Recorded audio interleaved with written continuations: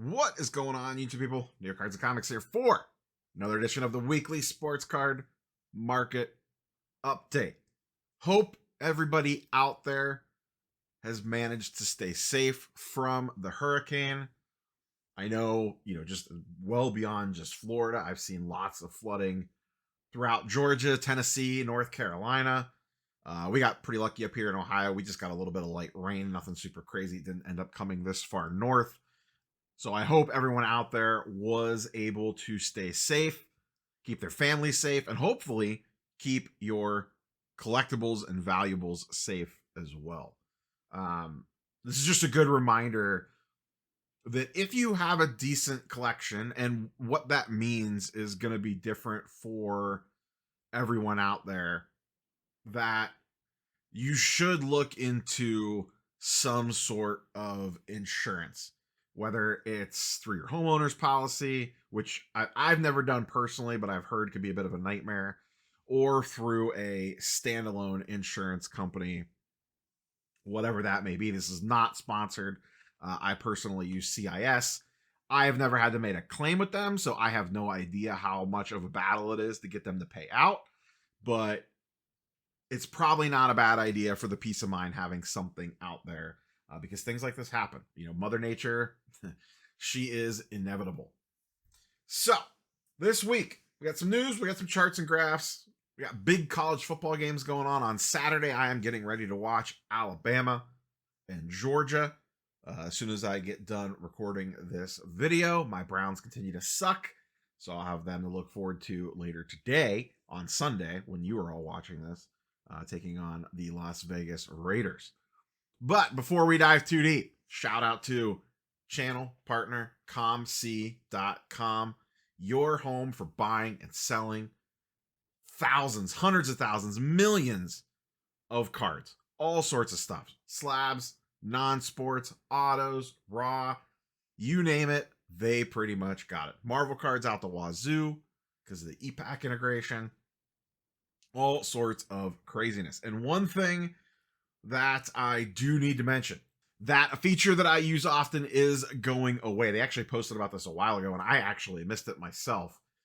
They are, sadly, and I'm actually very sad about this, they are retiring the Fresh Pulls program at the end of October. So if you are Rip and Wax and you have stuff to send in that was recently opened up, your chances to take advantage of this program are going to be ending come the end of October. This will actually shift a little bit how I use COMC. I'll still send stuff in, obviously, but I will need to be a little bit more choosy on what I want to send in at the fast level versus what I want to send in at the slower level. I don't use the slower level too terribly often, but I might start using that more now. Unless I have something, maybe in the $5 to $10 range, I'll send it at the slightly more expensive level at $1 per card to get it in there for time to market advantage. But this is definitely going to shift how I use COMC in regards to sending stuff in, whether that be splitting it into multiple shipments or just being a little bit more picky on what I send. So I wanted to make sure that everybody was aware of that. Let's start diving into some of the news stuff. This was just more of an entertaining one. This is from our old pal, Lameme James, posted this up on the social sphere, comparing 2023 Select with Wemby versus 2024 WNBA Select with Caitlin Clark. The formats are pretty similar. 3 autos, 12 prisms. Now, obviously, they do not have autos for Wemby. Panini does have autos for Caitlin Clark. Boy, oh boy, are they getting you if you want to chase one of those autos. They also have color blasts in here, at least in the WNBA one. So basically $550 for NBA, $750 for WNBA.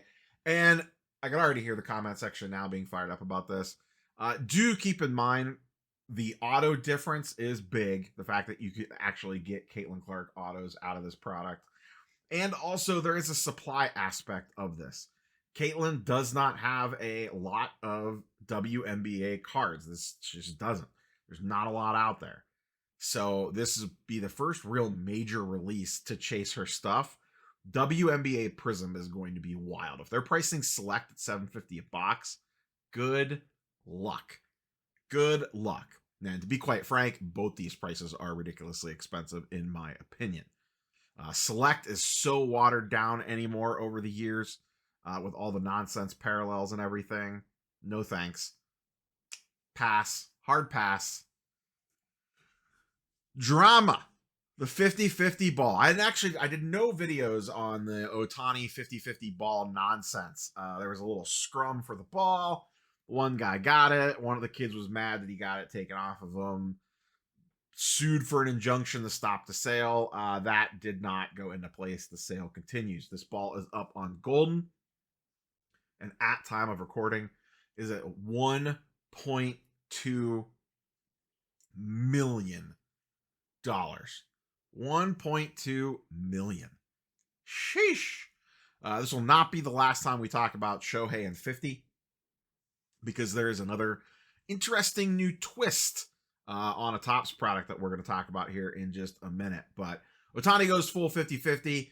We'll see. I mean, he's still hitting them. There's a day to go in the season, obviously, just Sunday, and then the playoffs are about to start here. But what a season. A lot of really crazy seasons this year. We'll talk more about Otani and someone else that was chasing a major milestone. They got one step closer today. One of my hometown boys. Will be a little bit of a tease for what we discuss in a minute.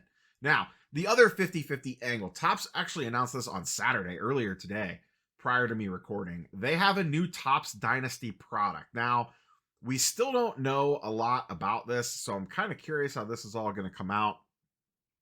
Topps Dynasty Black.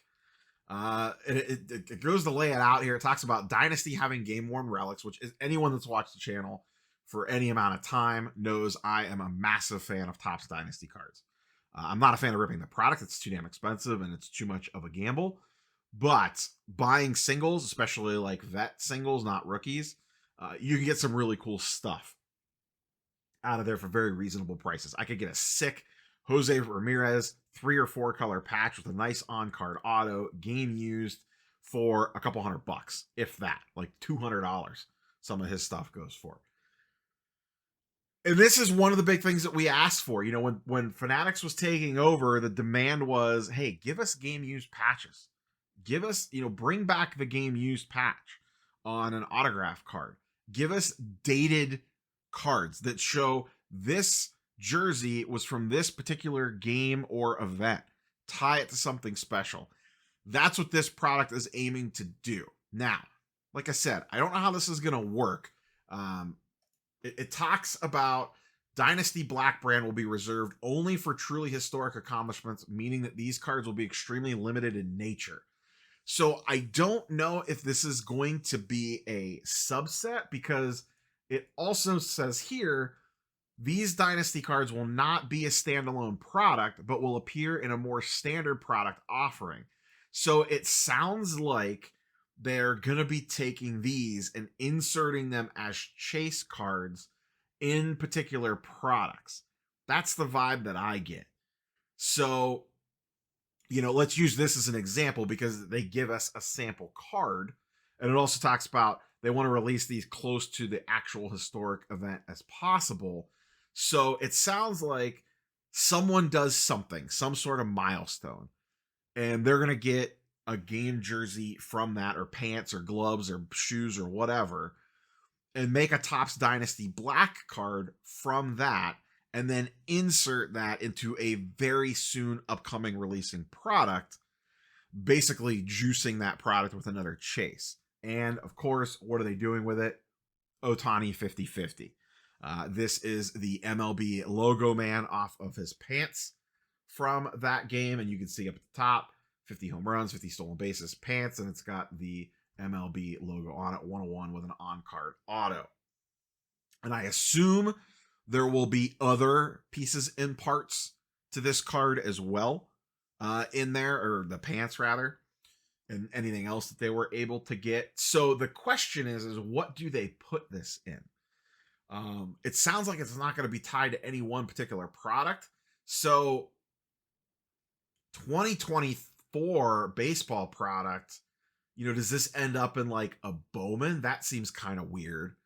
My gut tells me maybe like Topps Chrome Update, but would they want to save this for something else? Because remember, Topps Chrome Update is going to have the debut patches in them.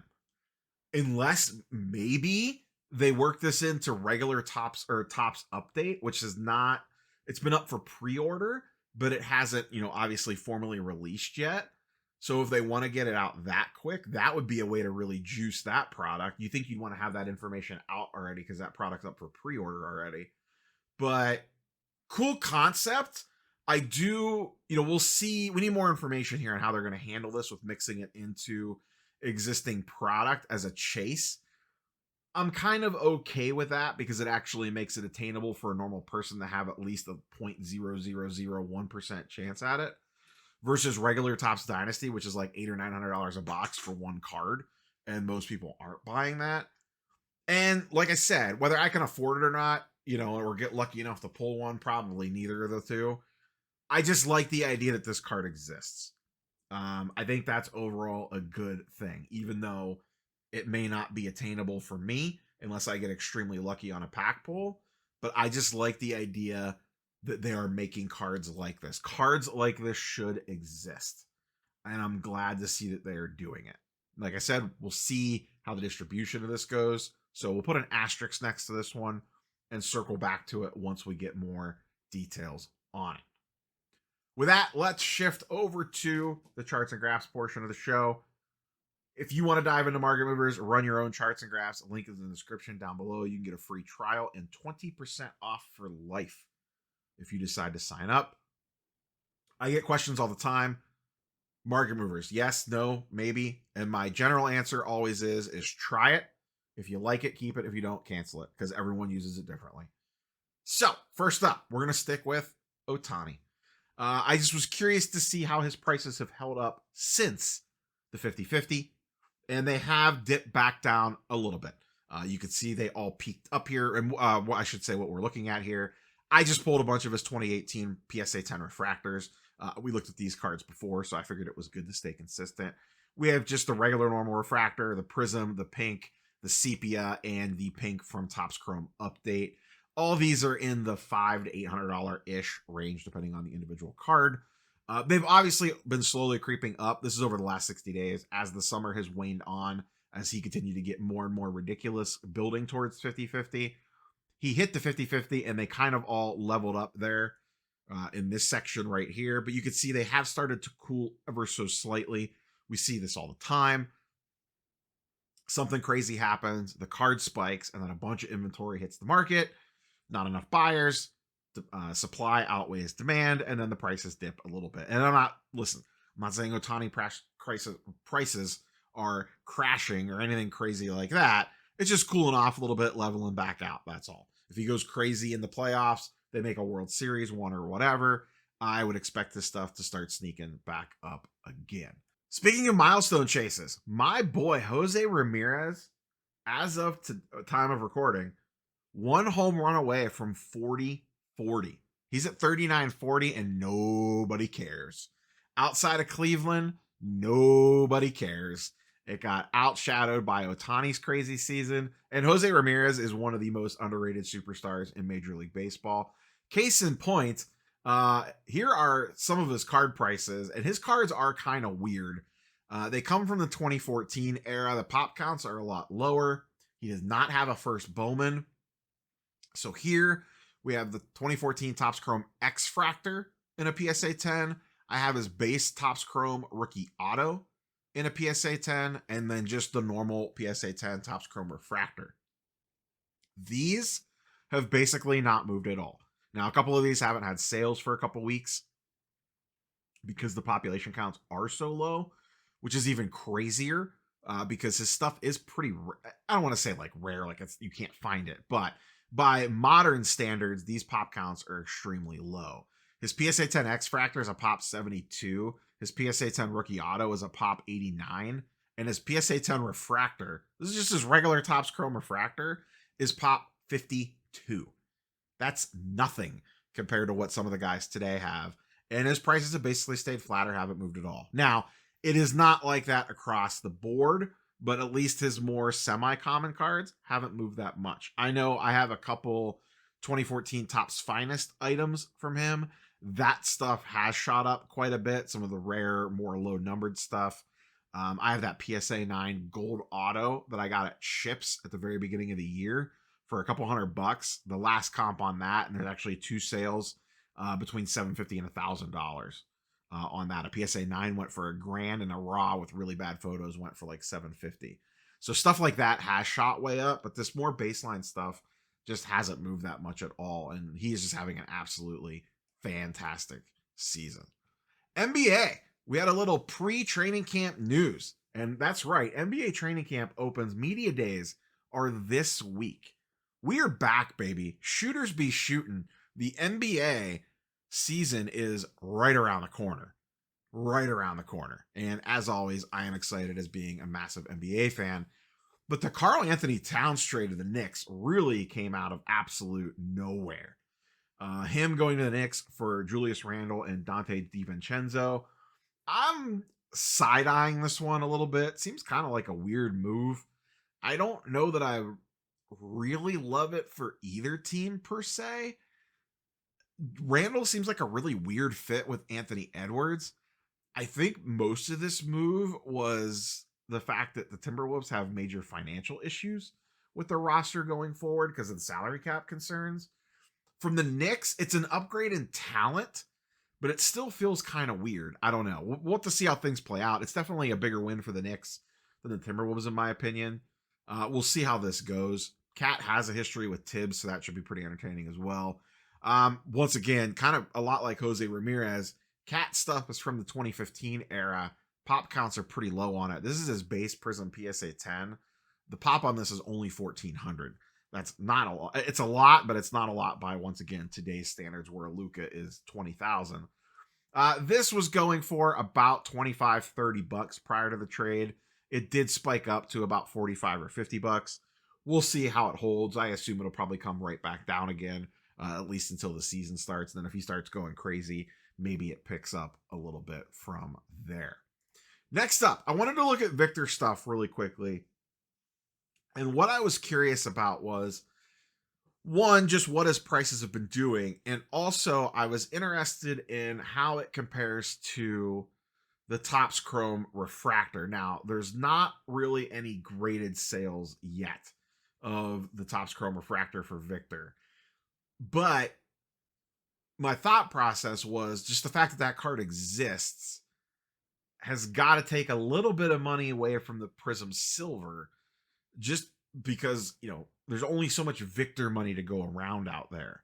So if someone chooses to go that route instead of the Prism Silver, that's one less Prism Silver that's selling, or one less potential bidder bidding up a Prism Silver. So over the last, this is basically almost exactly 30 days. I went from when Topps Chrome Refractors first hit eBay. A PSA 10 Wemby Silver Prism is down about 17%.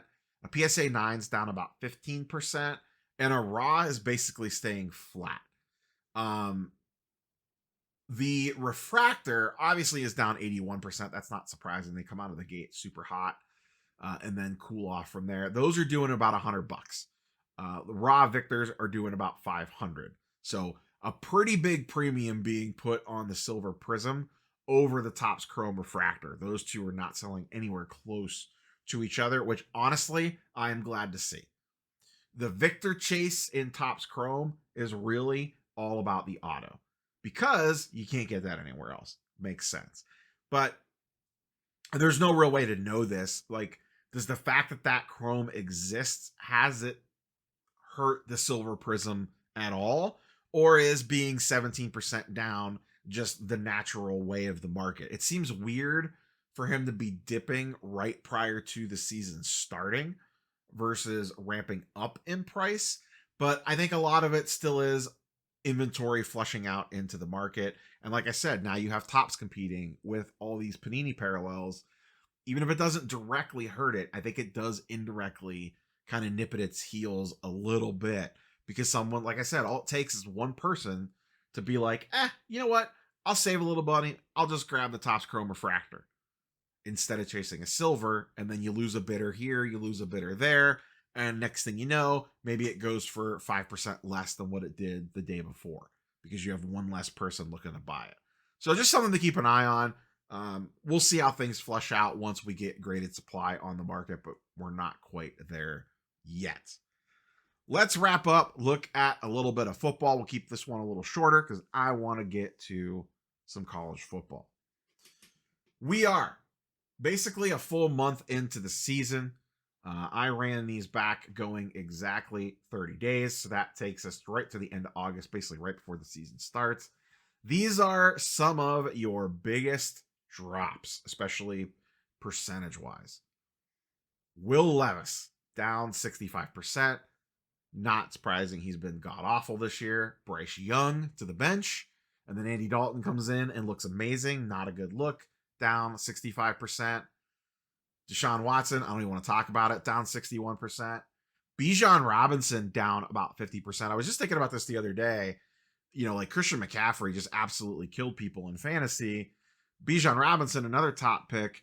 He's played every game, but he really hasn't been super crazy. Like, he has not been, you know, top 3 overall pick value-wise on the scoring. Now, that could change in a heartbeat. He's a very talented player. He's just stuck on the Falcons, which I think might be the bigger problem there. But his stuff's down about 50%. Less percentage-wise, but more on the dollar value-wise, CJ Stroud is now down to $700 on his Silver Prism PSA 10. And it was $800 when the season started. That card, just a month prior to that, at the National, was basically about $950-ish, give or take. I saw people buying him and selling him for around $900, and then I would see him in dealer cases for around $1,000. So that card's down quite a bit. And the Texans are playing pretty okay. Obviously, they got smoked recently, but Stroud's been okay. But once again, we talk about this all the time. Once the season starts, expectations meet reality, and then this is what happens. Because we put such lofty, or I shouldn't say we, the hobby, the market, whatever you want to call it, puts super high-end expectations on these guys, and unless they go nuclear, they just can't match it, so their prices just fall. We see this time and time again in football. And then last but not least, we have Joe Burrow on this list. Down about 10% to 1.6K. Once again, if I went back to late summer, this was about a $2,000 card. So this has been slightly or climbing down as the Bengals have been off to a god-awful start to the year so far. Last but not least, let's take a quick glance at some guys going up over the same time period, last 30 days. Not surprising, Justin Fields, one of the biggest winners of the season so far, up 165% as he has got a stranglehold on that Steelers starting job. Justin Jefferson up about 20-some%. Dak Prescott up slightly. Zay Flowers. We get into position players really quickly here. Kareem Hunt off the scrap bin. Patrick Mahomes has basically stayed flat the entire year. George Pickens up a small amount. Rashid Rice, obviously, one of the big winners of the year so far. Derrick Henry having a pretty strong start to the Ravens' career. Kyler Murray up ever so slightly. He actually got a bigger bump prior to the season starting. Malik Willis with a 220% increase, as he's actually played pretty well for the Green Bay Packers. I would much rather have him than Will Levis right now, I'll tell you that much. And then we just kind of get into like the random guys that had like really weird one-off games or super low pop counts that guys pop up. You know, Chris Godwin has had a couple big games. He's up 86%, but his stuff was only $20 to start with. The one thing you notice on here, most of these cards are not that expensive. You know, it's just stuff in that $20 to $100 range that you see these big percentage gains in, and the higher end stuff just is not moving, or not, at least not swinging prices quite as much. So that's all I got for you boys and girls today. Everybody enjoy another week of NFL football and start getting ready. It's almost basketball season. It's almost here. Catch you boys and girls on the next one. Peace.